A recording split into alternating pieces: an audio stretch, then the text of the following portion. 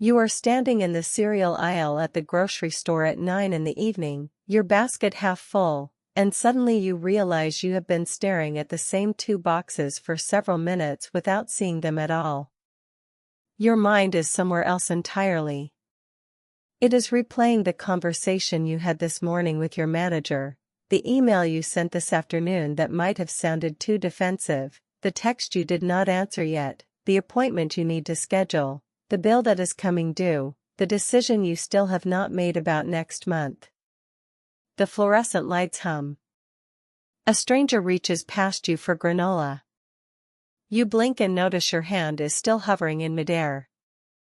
This is what overthinking at night looks like in its early form, before you even get home, before you lie down, before the room goes dark and the thoughts get louder. Tonight we are going to sit with that moment. Not the lying in bed version, though we will get there. But the grocery store version. The ordinary life version. The moment when you notice that your mind has been running a dozen parallel arguments and none of them are helping you choose breakfast food or sleep well or feel like yourself. The moment when you realize that thinking has stopped being useful and has become a kind of noise. There is old practical counsel about this, not grand philosophy but the kind of advice people used to give each other in kitchens and courtyards when someone could not stop worrying. It goes something like this. Most of what we call thinking at night is not actually thinking. It is rehearsing. It is reviewing. It is defending. It is imagining outcomes we cannot control and conversations that will never happen the way we script them. Real thinking has a question and looks for an answer. What we do at night is more like a wheel spinning in place, wearing a groove deeper with every turn. The old lesson makes a distinction that matters. It asks, is this thought helping you decide something, or is it just keeping you company in your worry? Because if it is not helping you decide, then it is not thinking. It is something closer to suffering. And the first small mercy you can offer yourself is to notice the difference. Not to shame yourself for it. Just to notice. You are standing in the cereal aisle, and your mind is not here. It is in 3 other places, none of them within your control right now. None of them requiring your attention at this exact second. That noticing is not nothing. It is the beginning of coming back. Let me tell you about someone I met years ago, not a student but a colleague, a woman who worked in the library and who told me once over tea that she had started keeping a small notebook by her bed. Not a journal. Just a list. Every time a thought woke her or kept her awake, she wrote it down in 5 words or less and then put the pen down. She did not solve it. She did not argue with it. She just named it and set it aside. She said the amazing thing was not that the worries went away. It was that once she wrote them down, she could see how many of them were the same worry in different clothes. The email. The text. The appointment. They were all the same fear underneath. The fear that she had done something wrong and would be found out, or that she had forgotten something important and would be caught unprepared. Once she saw that, the list got shorter. Not because the problems disappeared, but because she stopped treating every variation as a new emergency. That is one of the old teachings, though it does not usually come with a notebook. It comes as a question. What is actually in your control right now? Not tomorrow. Not in the outcome. Right now. And the answer, almost always, is much smaller than the mind wants it to be. You cannot control whether your manager took your words the wrong way. You cannot control whether the person who has not answered your text is angry or just busy. You cannot control next month.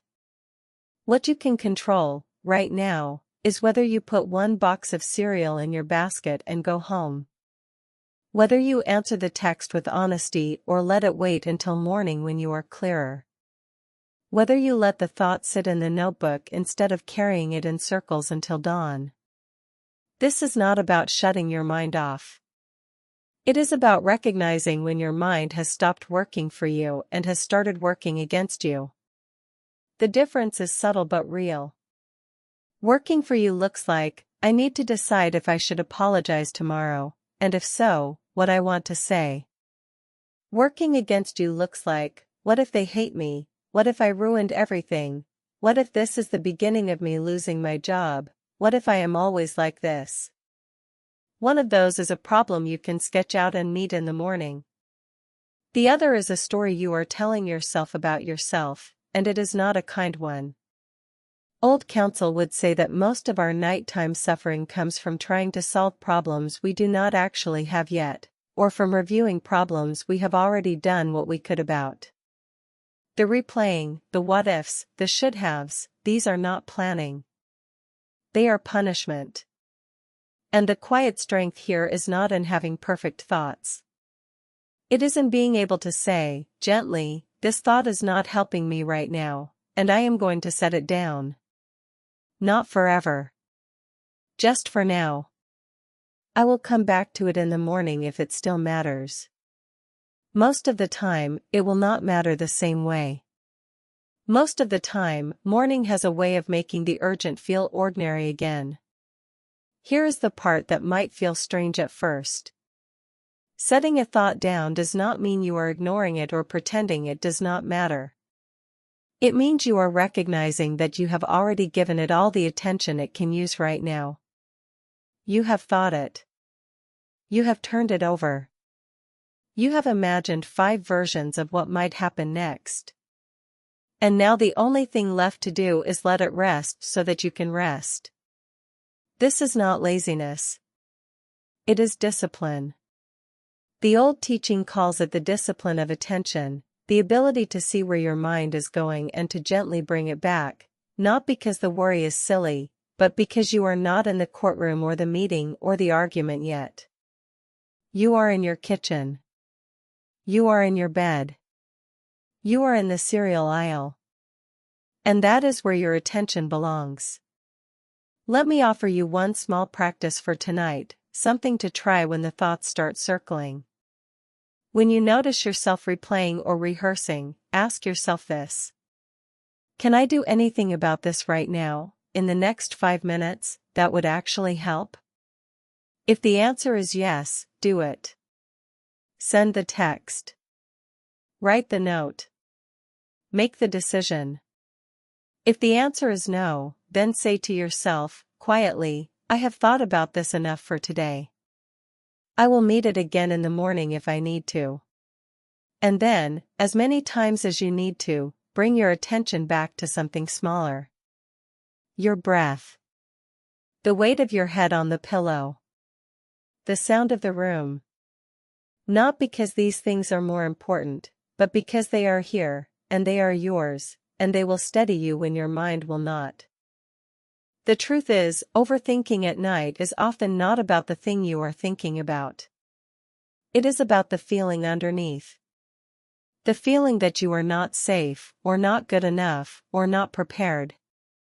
And that feeling does not go away when you solve the problem in your head, because the problem in your head is not the real one. The real one is older and quieter. It is the fear that you will be left alone with your mistakes, that you will be seen as less than you hope to be. Old wisdom does not erase that fear. But it does offer you a way to meet it without letting it take over your night. It says, you are allowed to be imperfect and still worthy of rest. You are allowed to not have all the answers yet and still lie down. You are allowed to set the worry aside, not because it is small, but because you are not required to carry everything all the time. Here is the sentence I want you to take with you. Thinking is only useful when it has somewhere to go. When it does not, the kindest thing you can do is let it stop. That is not giving up. That is coming home. That is recognizing that your mind, like your body, needs permission to be still. So tonight, when the thoughts start again, do not fight them. Notice them. Name them if it helps. Write them down if you need to. And then, gently, set them aside. Not forever. Just until morning. You have thought enough for today. You have done what you could. And now it is time to let the rest wait. The cereal aisle will still be there. The decisions will still be there. But right now, you are here, and here is enough. Let that be true. Let yourself rest in it. And let the night be what it is, a place to stop, not a place to solve everything. You are safe to close your eyes now. The morning will come and you will meet it when it does. But for now, let the thinking rest. Let yourself rest. That is tonight's work. And it is enough.